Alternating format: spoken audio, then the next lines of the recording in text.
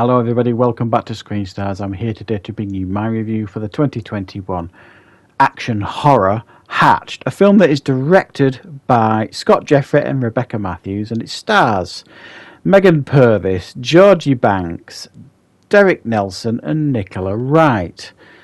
And this film focuses on a family that go and investigate in the country.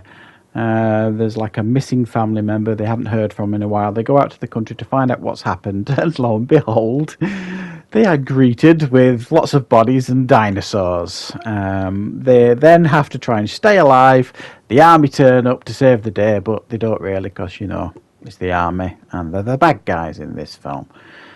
So yeah, lots of running about, lots of CGI dinosaurs, and there you go. That's Hatched. What are my thoughts on Hatched? Well, this is obviously a low-budget UK-based horror film. Actually, it may well be, I'm not 100% sure. It might be from the same people that did Dinosaur Hotel. It looks very similar, the location. The film I reviewed recently with dinosaurs in the English countryside once again. The biggest flaw with that film and this film is dinosaurs in the English countryside, guys. Anybody that knows England, I live in England, you're not going to be able to hide dinosaurs in the English countryside. They mention in this film numerous times that it's out in the middle of nowhere. No one's ever going to disturb them. They're miles away from anyone. You're never miles away from anyone in England, especially when there's a Tyrannosaurus Rex charging about and roaring. It's just not going to happen. There's you know, in the England, there's ramblers walking everywhere. There's people taking country walks. You know, there'll be people mourning that the sheep are going missing. It's just not possible to hide a Tyrannosaurus Rex and other dinosaurs in the English countryside, especially when there's nothing to prevent them leaving whenever they want, as they're not in this film, not that I could tell anyway, and, you know, buggering off to the nearest city or town.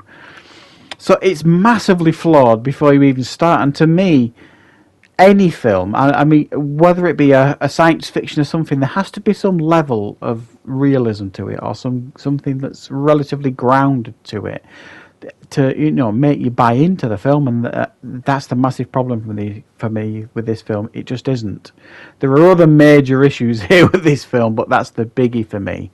And the film centers essentially around this scientist who, him and his wife lose their son to some kind of illness, some disease, and he decides to basically create his son again through DNA and cloning and all this kind of stuff, you know, mad scientist type stuff, which I get. You know, I get if you were a parent and you lost your child, and you had the abilities to maybe, you know, invent this stuff, then, you know, you would probably want to do that to bring your son back. I kind of understood that part of the story.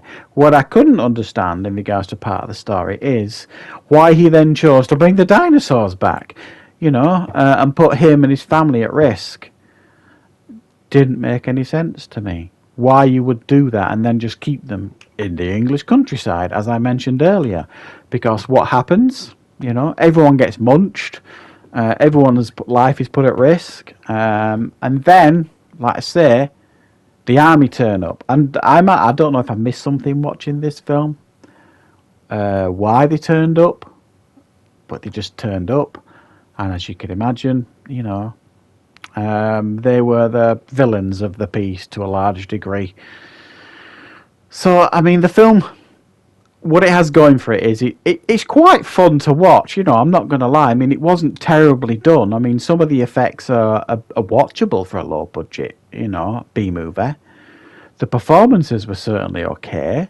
I've seen low budget films with far worse performances than this, so I don't really have a problem with the performances by anybody really in the film. They all, you know, do the best with what they've got.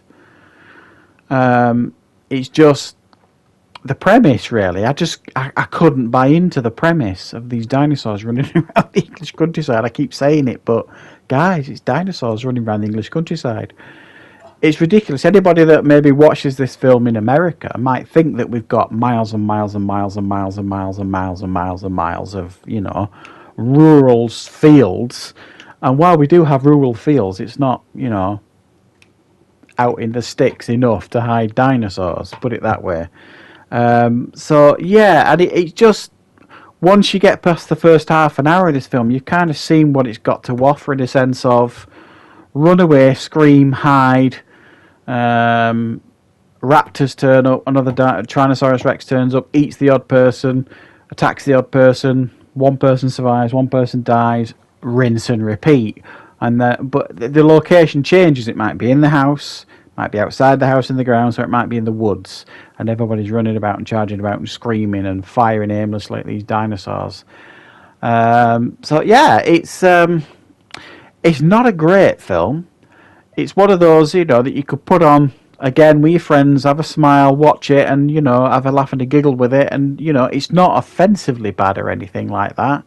It's quite a fun movie in many ways. And as I've said, I've seen far worse low budget films, but the premise lets it down really in a lot of ways, and the obvious plot hole points that stay in the face while you watch the film.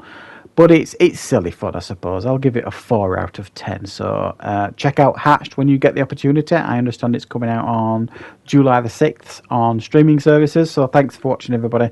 I hope you like this review. I'll be back with more content and reviews on the channel very, very soon.